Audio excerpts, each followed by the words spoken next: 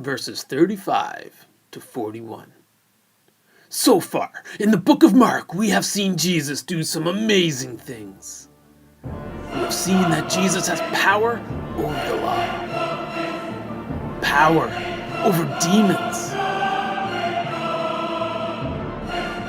power over sickness, and even the power to forgive sins. But now, you will begin to see how much power Jesus actually has. Prepare for something you have never expected. The battle is between Jesus and nature. And nature doesn't stand a chance. This story is coming soon. Now.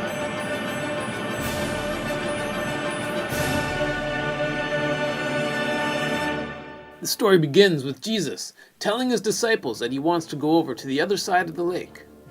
So they all hop into a boat and sail away. Jesus has been crazy busy with his hectic teaching schedule, not to mention all the people that he's been healing and helping. He is so exhausted that he finds a nice cushion in the back of the boat and he goes to sleep. The sea that Jesus is sailing on is the Sea of Galilee. It is about 700 feet below sea level, and Mount Hermon is located to the north.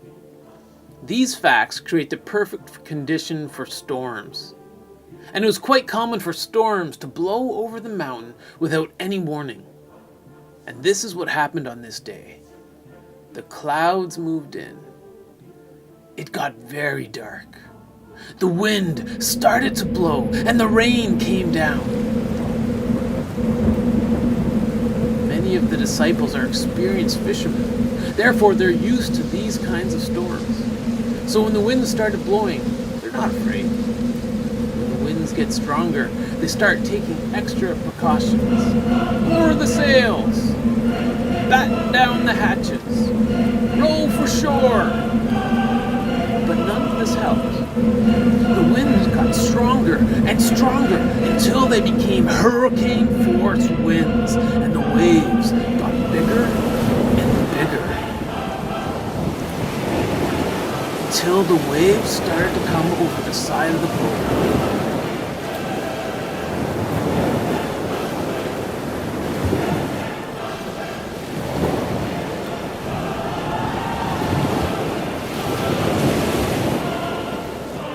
Started to bail the water, but nothing was working. They would have likely started to bail out anything in the boat that they didn't absolutely need. Clothing. Everything but the kitchen sink. Oh, well, maybe even the kitchen sink. And then they noticed Jesus. He's still sleeping. That can't be right. Surely the Bible doesn't tell us that Jesus slept when all of his friends were fighting for their lives. Now, the disciples aren't very happy when they see Jesus sleeping. They think that Jesus is being uncaring. They think that Jesus doesn't care if they live or die. And then Jesus wakes up, and he is not happy. He stands up, and he yells at the wind, "Shut up!"